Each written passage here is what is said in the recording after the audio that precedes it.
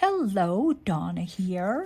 Welcome back to my studio, our studio, and our channel.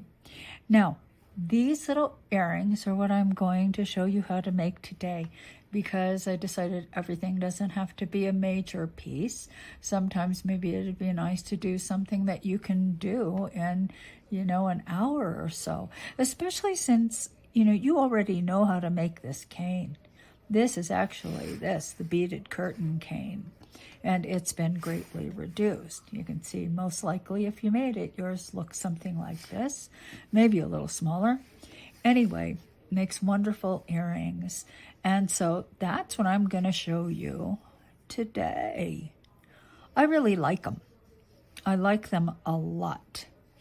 So without further ado, if you need to know how to make this, it's not in the class. It is a free tutorial on the channel, so you can go directly there if you need a refresher on how to make that cane, because that's what we're going to use. So let's get started.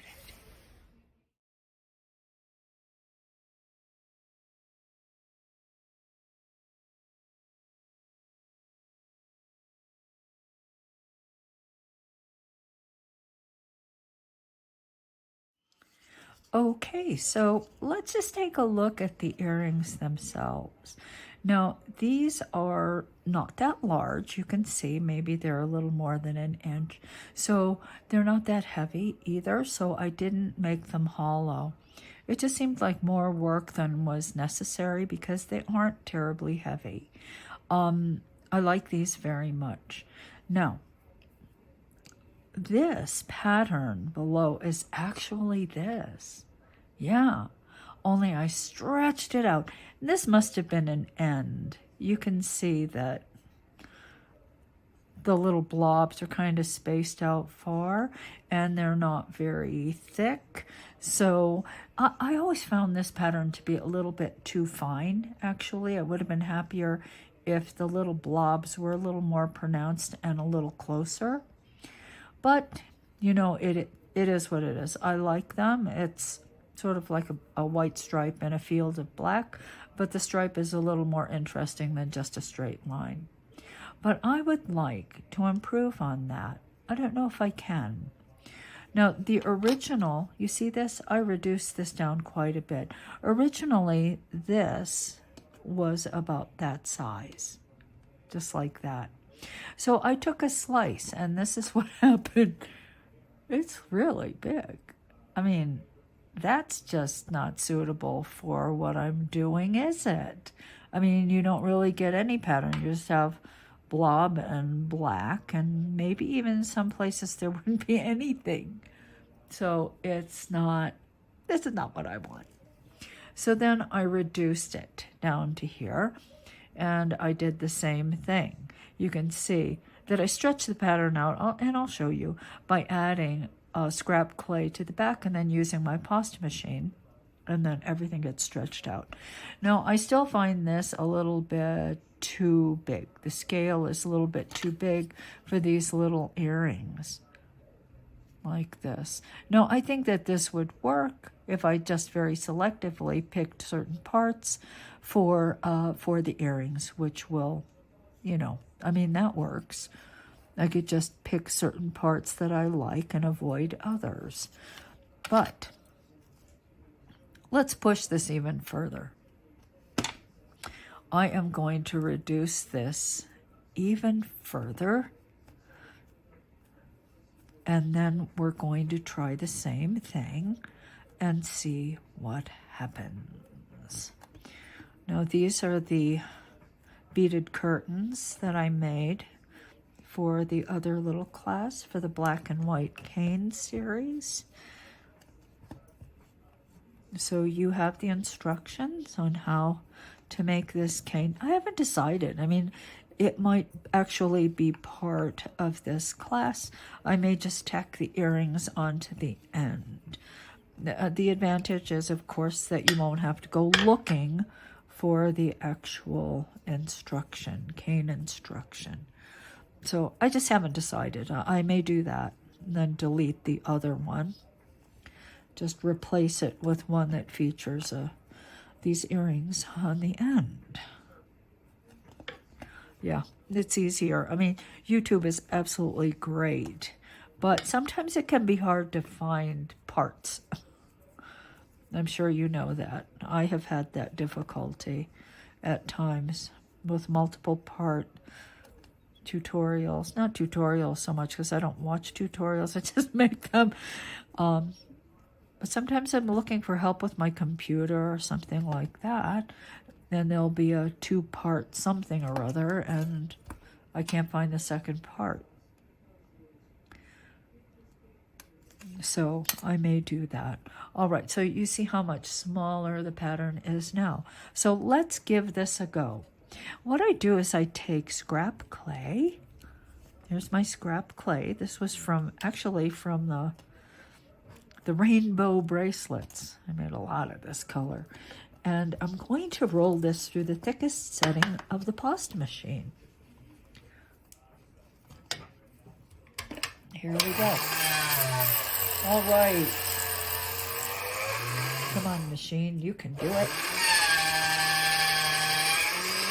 All right, so you guys know how much I use my pasta machine. I go through pasta machines pretty quickly because my machines and my motors get used pretty much every day.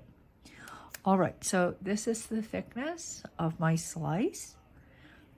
It's not 1 millimeter, it's probably somewhere in 1.5 millimeters. All right, so let's just place this on this guy. We're going to roll them through setting number 1 together.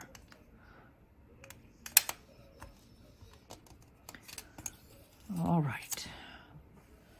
And I place this edge on the roller.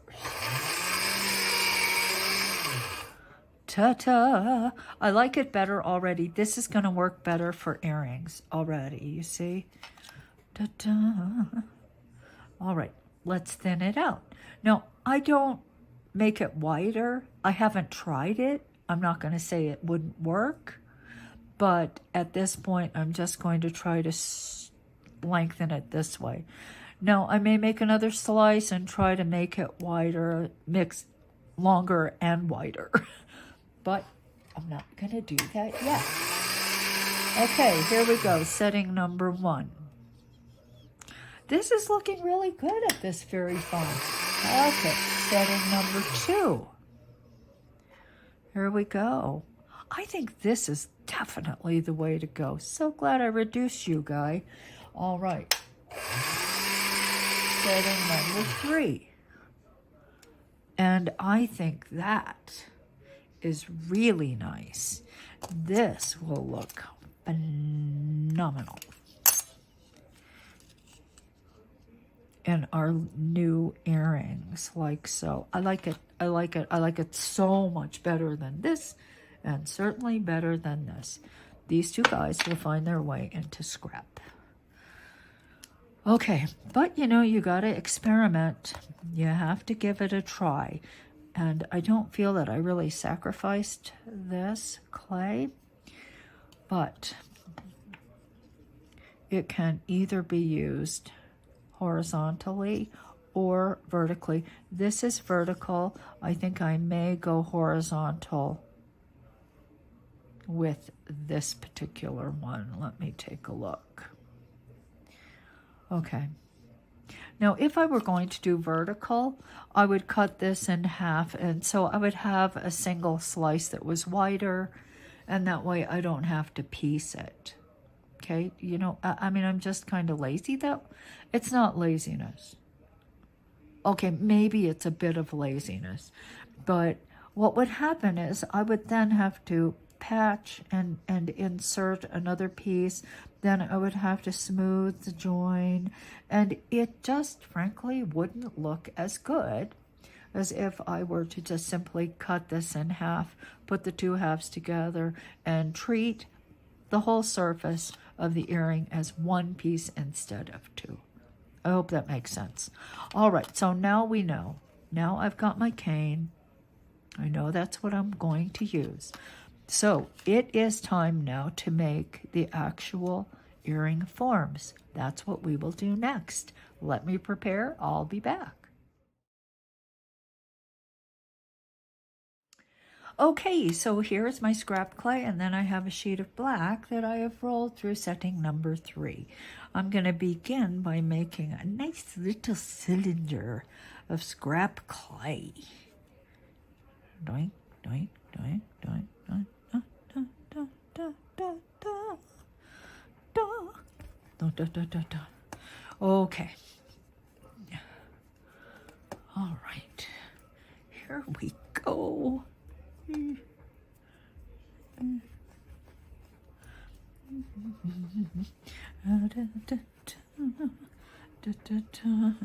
Now, I'm just making, one pair of earrings here, but if I were making more, if I were, let's say, trying to do production line, make 10 pairs of earrings at once, of course, this cylinder would be bigger. Maybe not that big, but bigger. And this sheet would be thicker. Okay? And I think you will understand why momentarily. So let's just take this black and wrap. Just gonna wrap it around, and when you wrap, just kind of gently tug on it, pull it, and that makes the clay kind of against that cylinder. Like my sound effect. I like that. It helps. This helps. Every little bit helps. Okay.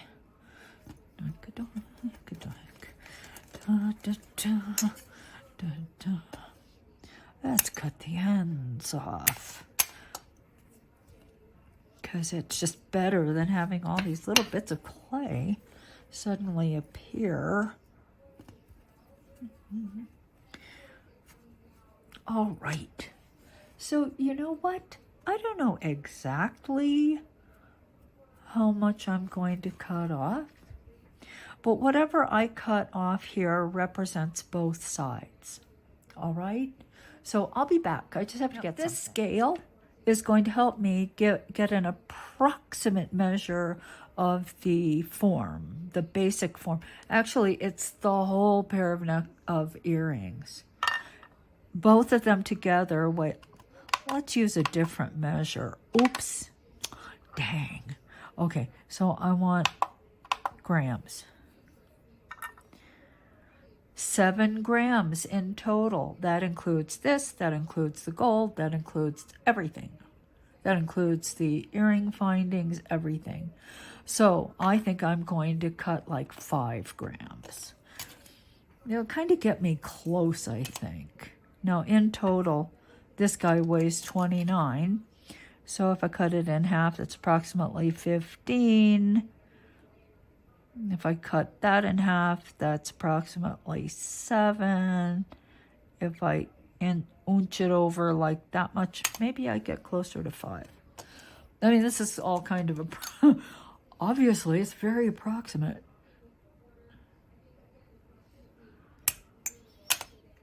But it will prevent me from making earrings that are like that long and that wide and, Now,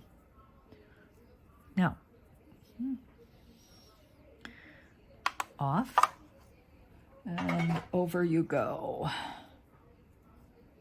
Okay, so let's close the ends up just with our little fingies.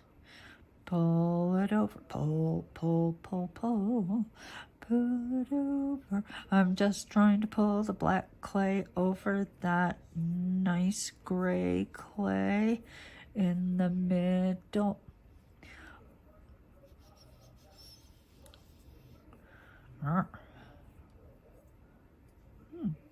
Not bad. Not bad at all.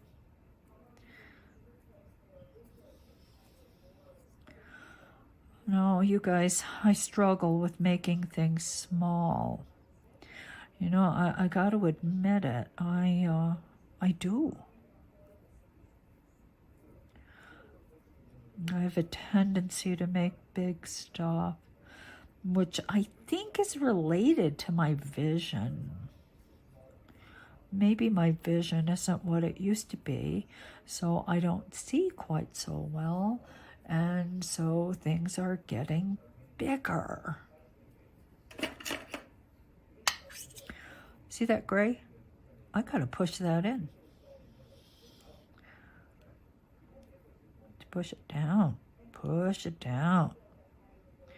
So one thing I didn't do at the beginning was that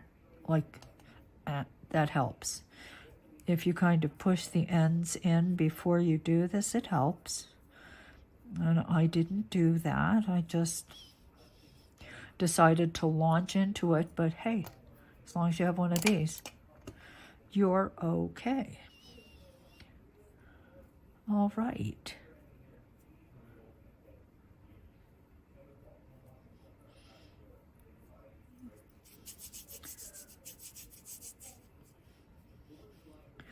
So now it's a question of forming a nice almond shape.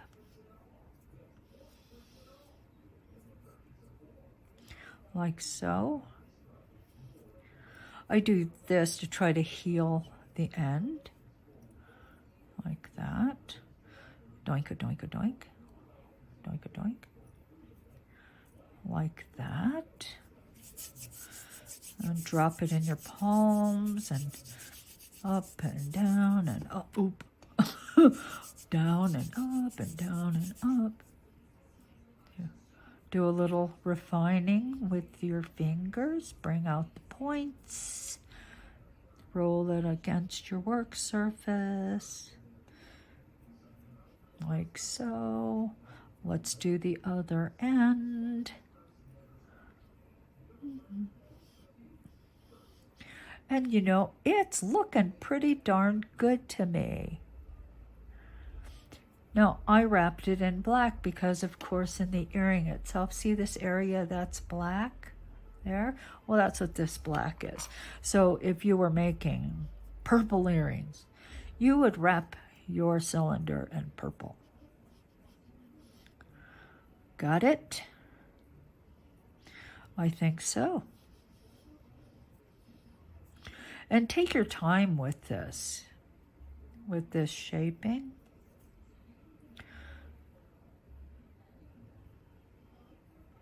First of all, it's kind of fun. Just try to make it as perfect as you can. All right. So that's, see, look, it's even bigger. It's bigger. I bet you didn't think it was going to be bigger. You know, to tell you the truth, I didn't really anticipate it was going to be bigger. But look at how much bigger this is than this.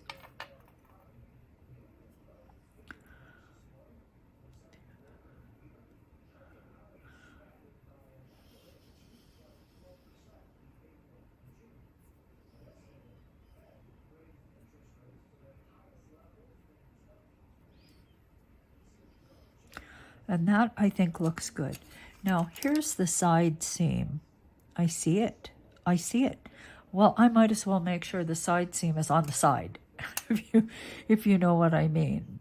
I mean, I don't want to cut it in half like this. That seam will be right there, dead center in the middle.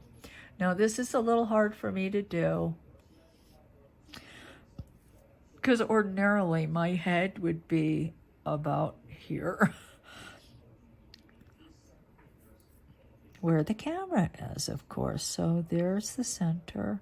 I'm going to rock that down. I use this sort of paper cutter motion.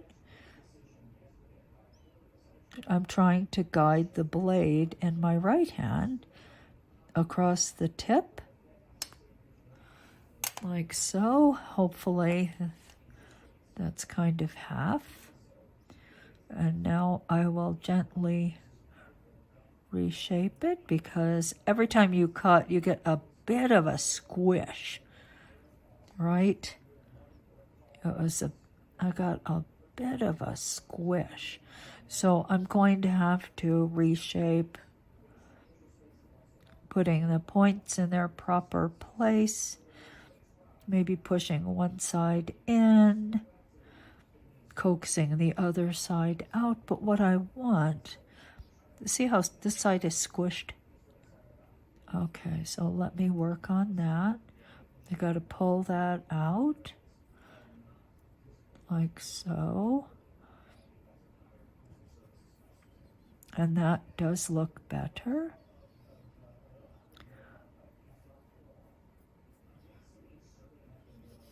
Okay, that looks much better than this one. Ugh, well, let me do this one the same way. Just kind of try to draw that side out that got squished.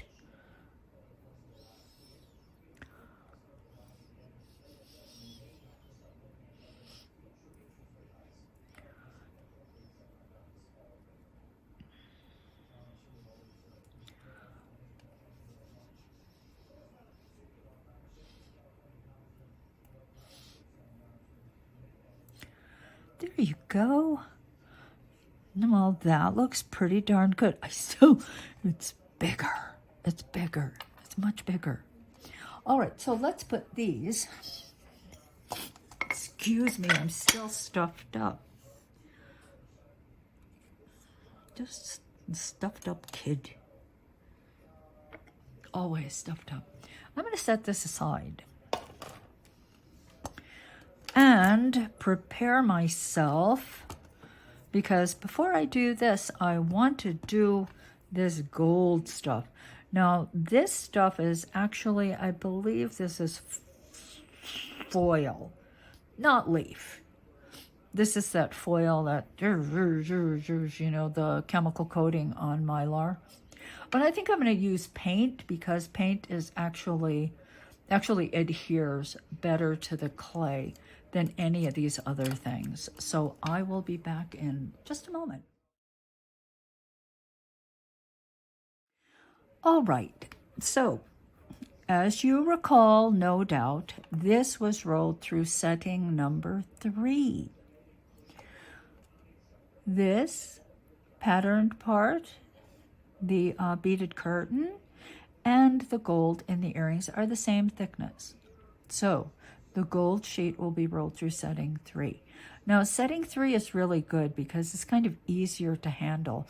If I made it quite a bit thinner, it gets a little bit difficult to handle. If it's too thick, then it gets very difficult to handle, because when the thicker clay tries to make this curve, it can crack.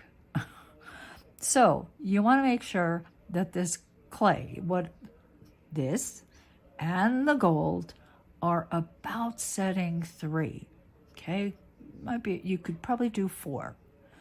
2 gets a little bit thick.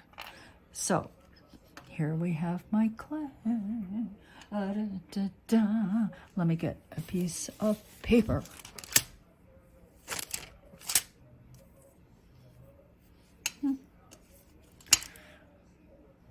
Now I am going to be using my Liquitex acrylic artist color iridescent rich gold. I love this color, and I have a lot of it. You might wonder how I have a lot of it. Well, now this paint is really, really old. It's old paint, and it is just great. Oops. So let me... I didn't want to make a mess with the paint on my tile. But you guys might be noticing that I'm having a bit of difficulty. So it's easier if you just take the clay and you stick it. You just stick it to a tile. No, see, easier. So I just put a very thin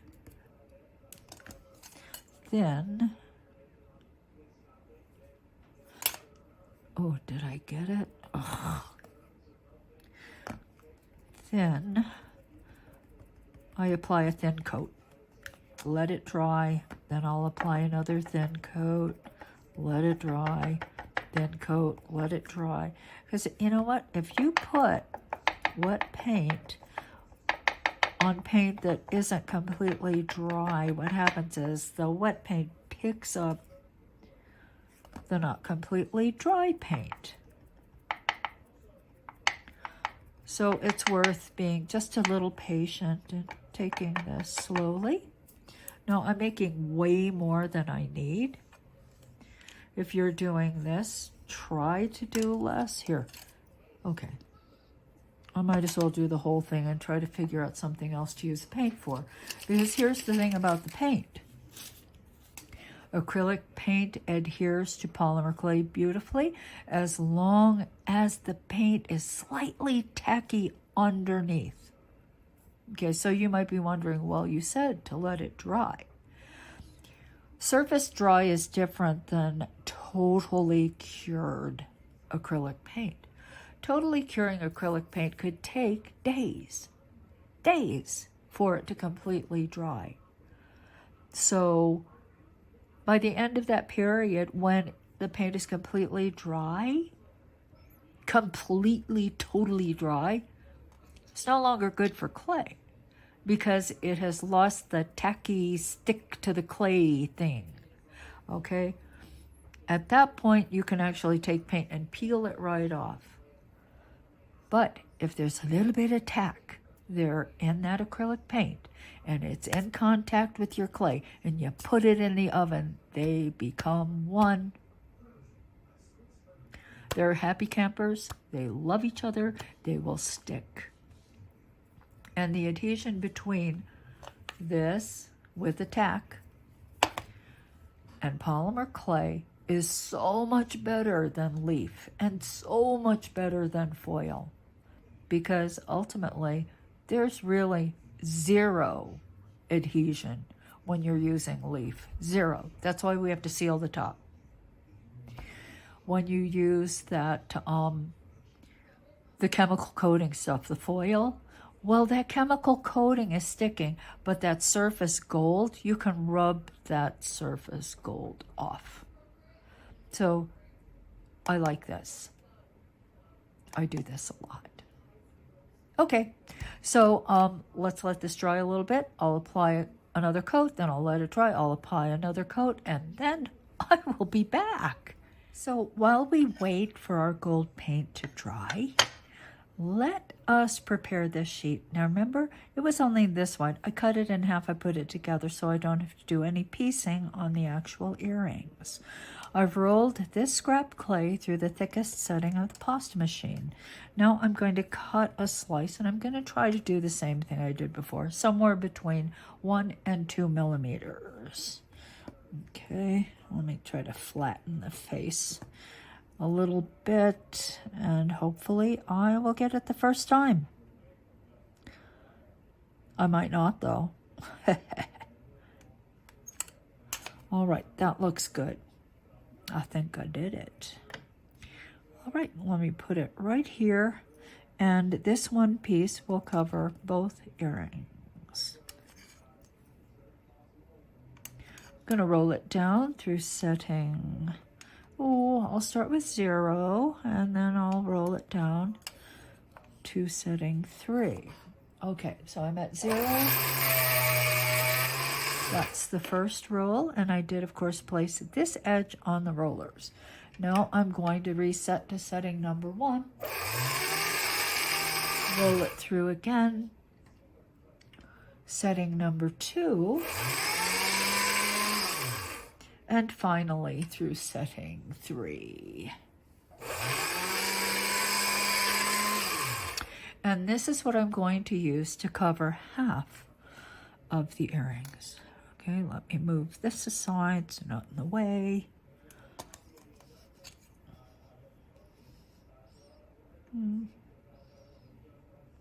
I think I'll cut in the middle. See how the patterns kind of get stretched out at the ends? Well, there's really no need for me to start at the end. So I think I will just cut straight down the middle, or as close as I can. The pattern is more compact, it seems, in the middle. The ends just seem to get stretched out. So there's one. And there's the second. Now, this should be almost dry. Almost. I'm going to wait a few minutes. Okay, it looks like there are areas that seem to be a little bit thick. Now, let me tell you, overall time-wise, I was able to do this pretty quickly because the layers of paint are thin. So it's not like a matter of waiting an hour between. You can maybe wait 3 to 5 minutes, then you can try putting the next one on. Then you wait another 3 to 5, maybe 7 minutes, because now you're starting to build up those layers. But it doesn't take much, and this was 3 separate layers on that black clay. So it doesn't take, I realized I didn't tell you how long it would take for the paint to dry. It doesn't really take that long. Of course, you know, you might not be using this particular paint. This might be thicker. It might dry faster. The one thing about these acrylic paints is they do have different drying times and curing times. Elise Winters was a polymer artist who did quite a bit with paint. She sort of mastered and pioneered this whole crackling the paint. She was really good. She knew how much crackle she would get. She explored a lot of different paints, and they are not all the same. So the paints I believe she was using, I don't remember, and I don't know that I ever knew what she used. I think she could keep her sheets for a week, 10 days before that total curing thing, before they lost the tackiness. So, you know, we lost her. She was a wonderful person and made huge contributions to polymer clay. Her name was Elise Winters. Okay, so let's let this dry. I will be back. All right, so the first thing we're going to do is cut a very thin strip. Now, I measured these and they're just a little bit thicker or wider than 1 millimeter. Okay.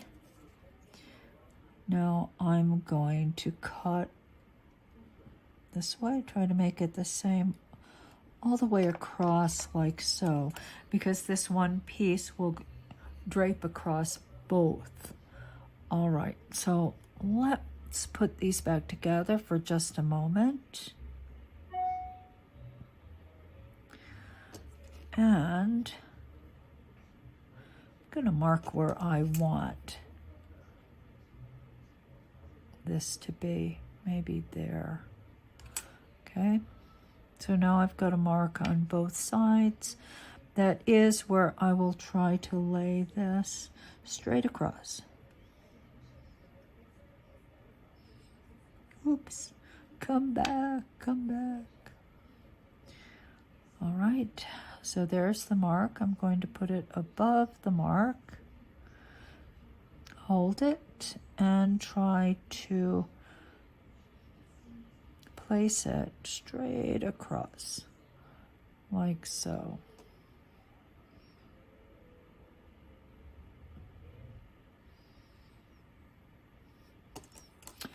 Now, let's cut the excess away. Sorry, I think I just went off. I had to see it, and I had no choice. I boxed myself in pretty badly here with the 2 tiles. Now, when you cut it away, of course, you want to keep this blade totally erect as you're cutting. Don't want to make any angled cuts. So there's one. Let's try the second one. I have to find the mark. There it is. I'm going to position the mark, the clay, the gold clay above the mark. I need 3 hands for this. Is that it? Did I find it? Don't want to go too low, that's the mark. And try to lay it straight across again. It's a goal. It's my goal. Oh, take my blade, cut.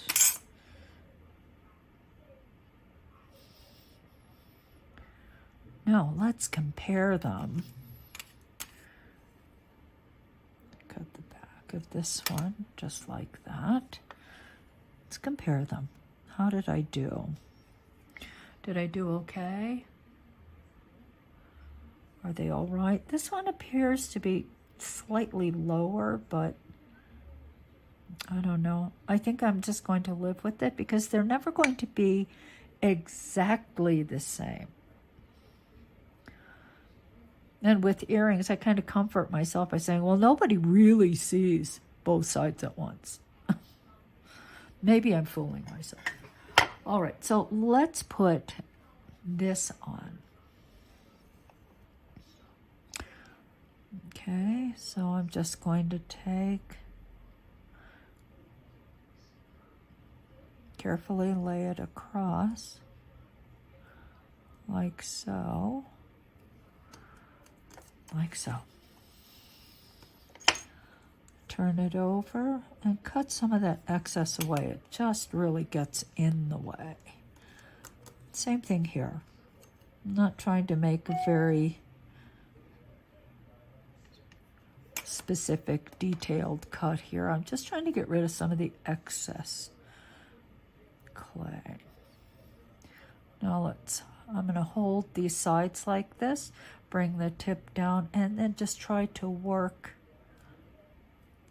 it all down along the sides.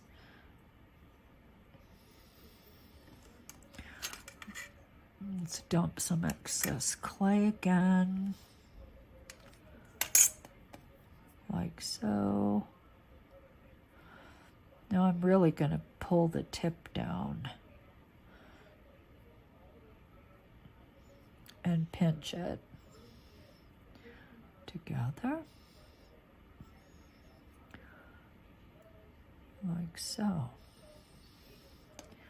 All right, now at this point, I just have to try to trim, do a nicer trim. I put my thumb at the bottom and slowly cut.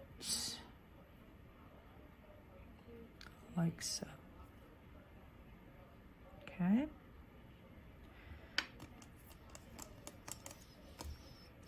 Come here, you.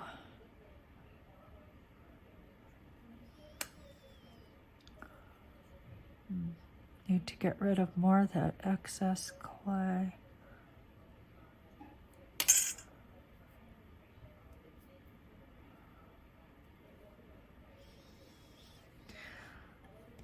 Okay, so there's half. Now, right here, I'm just going to take my fingers and just try to push the beaded curtain clay up, because you see when I pulled it down, of course, it opened a slight gap between that gold strip and the cane slice. So pay attention to that, and if need be, then you just hold and just with your finger push the clay back up and together. All right, so there's half. So I will do the other half in exactly the same way, and then I will be back because we have to put the strips across the top. Okay, so now it's time to add these gold wraps. And you can see that I don't try to make them straight across like that, but I like touching here, angle across, end. Then the next one touches and it angles across and it ends. Then the next one touches and so forth. It's a zigzag. Okay, so I try to cut all these the same thickness or width. And I can't. I don't know how to say it. I can't. I try. I'm not a machine. None of us are machines. So we just simply do our best. Besides, I think if something's like so perfect, well, we don't want our work to be so perfect that people think a machine did make it, right? So that is a less extreme angle I'm cutting here. And of course, I work both sides because I want them to match. Touching, go across. Is that the right angle? Dunk. Is that right?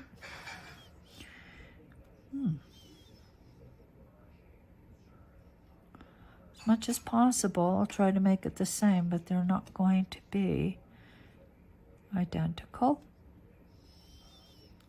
Obviously, they're not identical right now.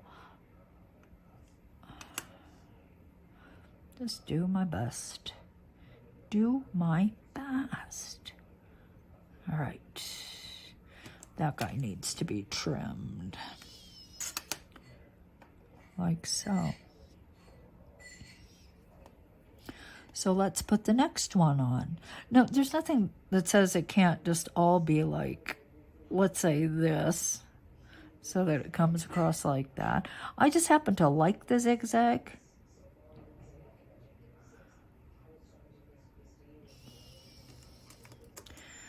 But you may find you want to do something else entirely. It could happen. It could happen. Let's go to the next one. Hold it. Span it across. Is that correct? Maybe this could be just a touch lower.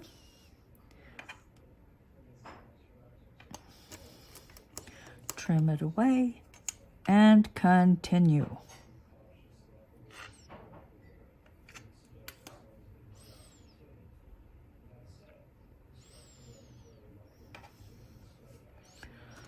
Okay, now I will cut another one. I can keep that because I might be able to use that at the tip.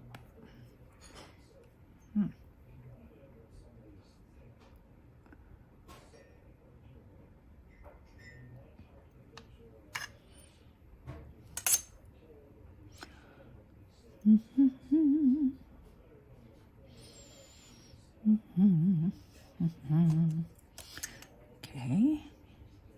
Gotcha. Gotcha. Gotcha.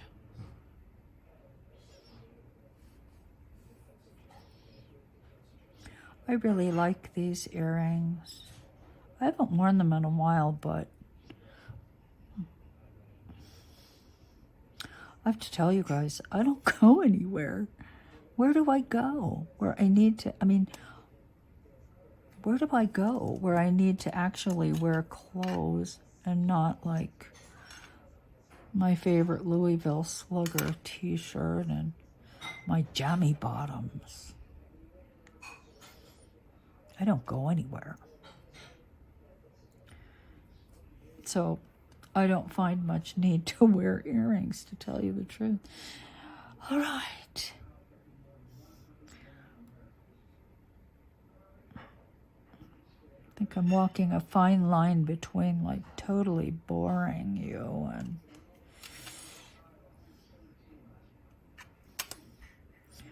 okay.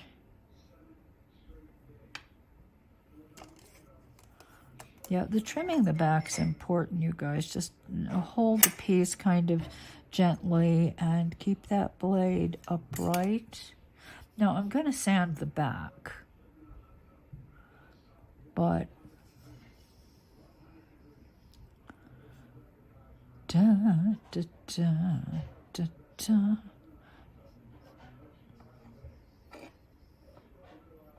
And I think that's going to be the last one. All right, now this is pressed to my tile, and I'm going to bake them. Bake them, bake them, bake them. Not exactly the same. See, dang. This needs to come down. Yeah, before you bake it, do that final inspection. And make sure that they're more alike than they are different. This one is clearly bigger than this, but I don't think it's going to be a huge problem for me. All right, now the only other thing I might do is just go ahead and do one more wrap, and maybe the difference between the two will be less apparent. Maybe. Just maybe. Crossing my fingers, maybe.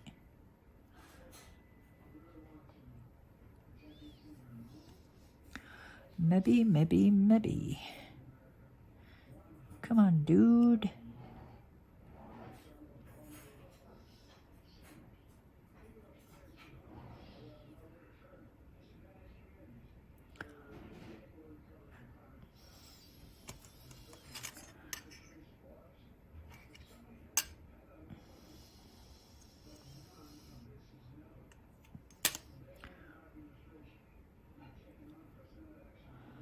Okay, did that help?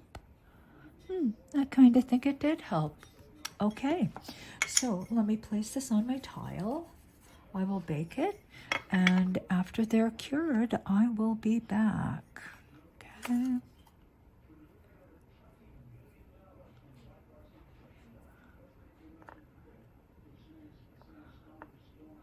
Excellent. Ta-da.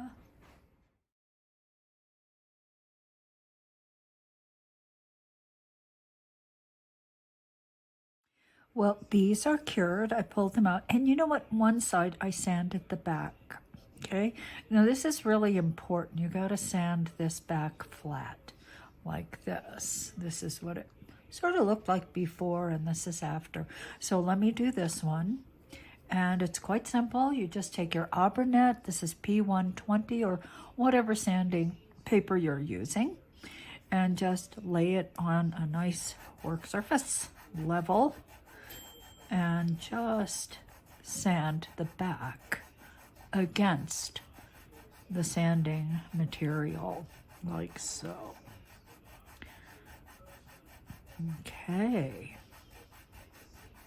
Doesn't take much. You see how fast that happens? That's good. Just a few more strokes and I think I'm done.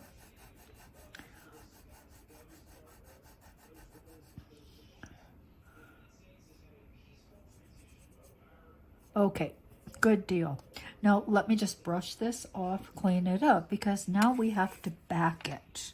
I will be back. All right, so they're sanded and I dusted them off, and now it's time to back them. Now, ordinarily, if this was an easy shape to cut around, because I'm going to be putting some clay on the back, then I'm going to have to cut around it. So if this was a shape that was very easy to cut around, let's say it's just a disc, then I would glue this on now, put that clay over the earring post, and then do the trimming, because it's simple. This is not so simple because it's got a lot of it. You cut in, you cut out, you cut, you know. It's not the simplest thing to cut, because as I said, I'm going in and out and in and out and all the way around. So I don't want to put this on because that increases the difficulty of doing this outline cutout. So what I will do instead is I'm going to apply poly paste, but I'm going to leave a space to accommodate this, because this will be placed on the back after I have cut around the entire shape. You will see. Okay, so the backing clay I've rolled through setting numbers 5. This is number 5, yeah. And I also textured it by rolling it with the sponge through the machine. Okay. So let's just cut. That's enough for both earrings. I'm going to take my poly paste and I am going to apply it to everything, but I'm going to leave this big space without the poly paste, because I'm going to be cutting a circle out and removing the clay. Okay, so you can see. Now let's put this right there on the back. Press it. And I think I'll work on paper. Just work on a little piece of paper. Like so. Now, I really have to find my better scalpels. Donna, where do these things go? Well, okay. Let's just try it.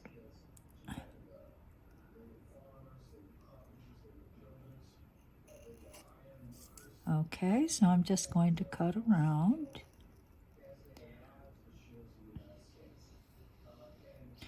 And of course, the texture is on the back. Just looks nicer, I think. Now, when it gets down to cutting around and in, all I'm going to do is take this, go that way, and then just cut around in and out. Sometimes it gets a little difficult to get the tip of the blade in, but you're just going to do the best you can. And see what's happening here. If you have a good scalpel, it's easier. I think I have several really good scalpels that I cannot lay my hands on at this very moment. I might pause and find them because they haven't really gone anywhere. They're just somewhere here. Okay, but I think you get the picture. So let's cut the next one. Now, you might decide that you just take your blade and just cut away bigger pieces, chunks, like that.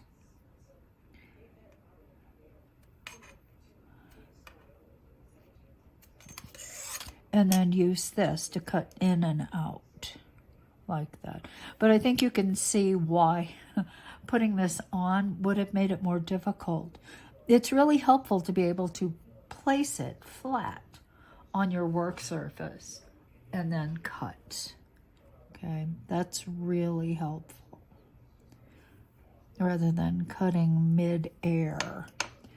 Now, some places you might just opt to use a little needle like that when you can. Okay. So cut away what you can. Like so. And kind of press them in.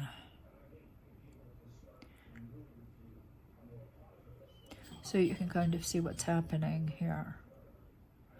Now, let me say one thing. This was easier to cut because these spaces were larger. I went and I made them very, very tiny. Here. So bear that in mind when you do yours. You can minimize the difficulty or you can make it more difficult. All right, so let me find my good scalpel, because this with a little missing tip is not really helping me. Okay, I'm ready for surgery. Ta-ta. Okay, here we go. Cut there, cut there.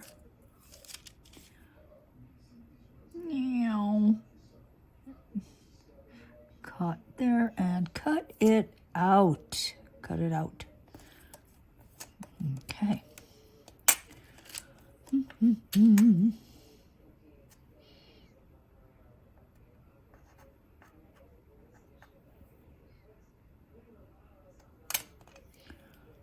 So just do the best job you can. Sometimes it's helpful to work from the back. Don't necessarily have to only work from the front. Basically, you just do whatever has to be done to accomplish the task.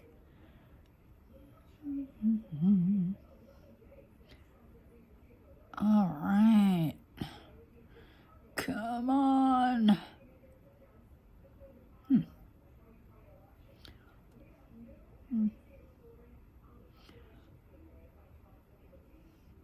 Make it as perfect as you can, but you know, most of all, we want in a situation like this for it to be tidy, neat and tidy. Looking for tidiness. I think that looks pretty darn good. I don't really have any complaints about this so far.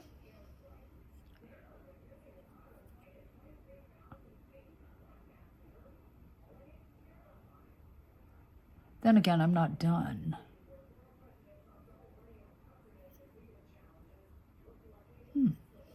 Okay.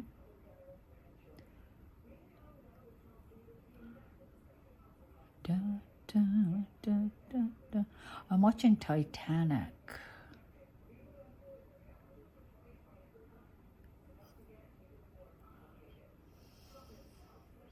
Personally, I think if they had rammed the iceberg, nobody would have died.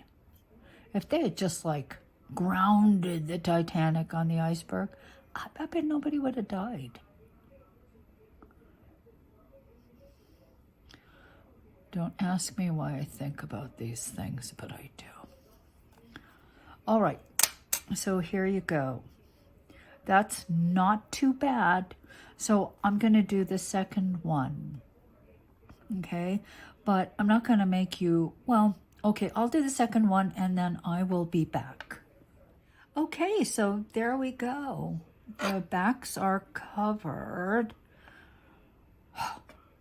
Okay, now, where am I going to put these little where'd they go? Are you in there?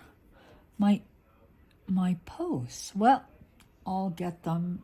I'll get more in a moment. Okay, anyway, where they are doesn't matter. Where I'm going to put them does, however. So let me just kind of center this maybe right there. And that is where they will be glued, just like that. How about that? So I'm just going to keep this whole like that. Oh, there they are.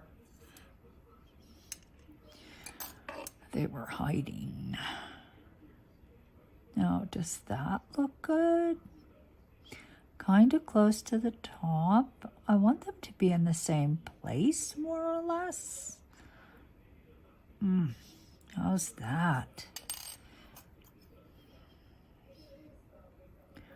There we go. I think that's good. So that's where they're going to go and where I am going to glue them right now. think I'll try to center them like so.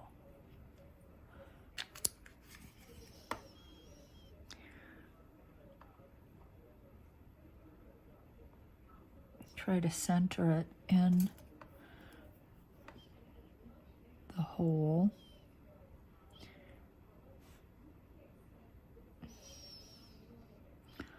That looks good. Just push it down so that I'm actually gluing the post to the clay. I'm not gluing the post to the glue. That happens. That happens. When you glue, you want to make sure you're gluing the piece to whatever you're trying to adhere it to and not to the glue. Sometimes you have so much glue, you end up gluing something to glue. That's not the goal. There we go. Now, I'm going to take a little more poly paste here, and I'm just going to put it right there around that post. And as I'm pushing the clay on, I think it will push it down. Okay, so let me aim at the center here.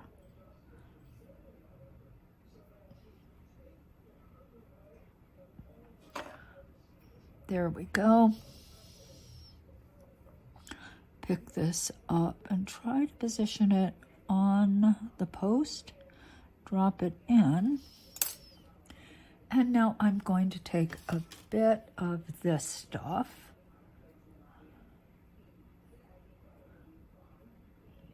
Just do some gentle pushing. It's kind of a delicate area because I don't really want to push the clay that I have just so carefully cut out. Right? Don't want to do that, so just going to use my fingers and try to get all of it joined like so. Just like that. I think that's pretty good. All right, let's do some more poly paste.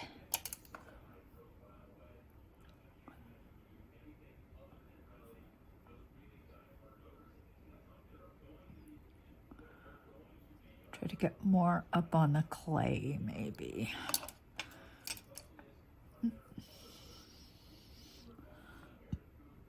Find the center. Make a nice hole. Pick it up. And put it on the, oops. I'm gonna try.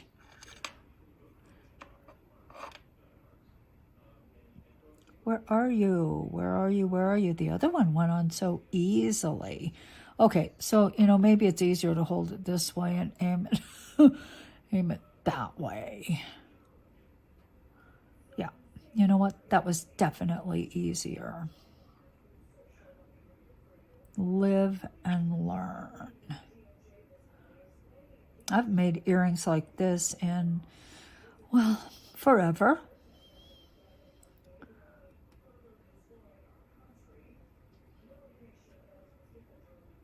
Okay, so finally I'm going to inspect the perimeter. Actually, finally, I'm going to put my signature on. Okay, but you don't have to watch me do that. I will put my signature cane on.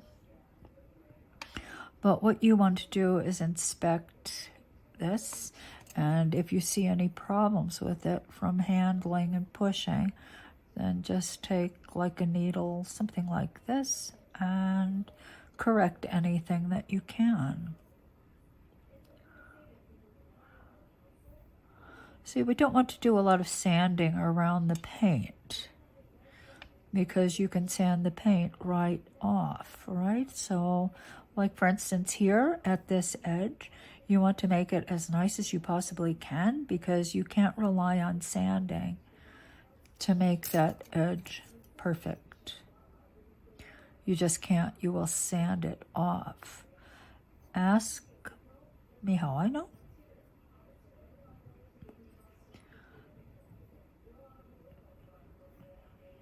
Yeah, I've done it. It was kind of dumb too because I knew it was going to happen, but I know I've done it. All right. Signature cane has left, and then this gets baked. And the way I bake these is I take it and I just nest it in baking soda like this, so that the back and the posts are up like that. I'm going to do that. I'll be back.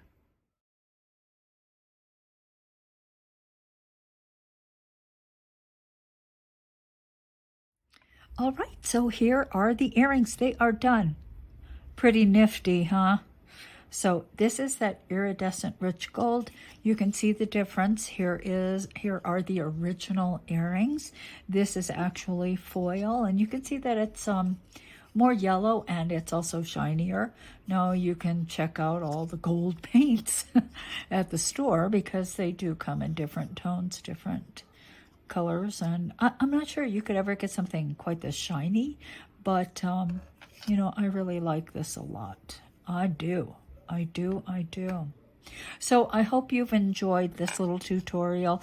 Everything I do for you guys in the classroom can't be some major thing. I try, but they won't be. So here's something, just kind of something fun that you can do. Maybe you do shows, or maybe you sell your work at fairs or something.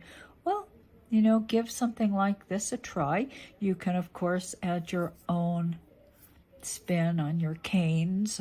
This works very well in different metallics as well. Silver, copper, whatever. Anyway, so just another option for you in your polymer clay journey. So until we meet again, I'm going to sign off now. Bye.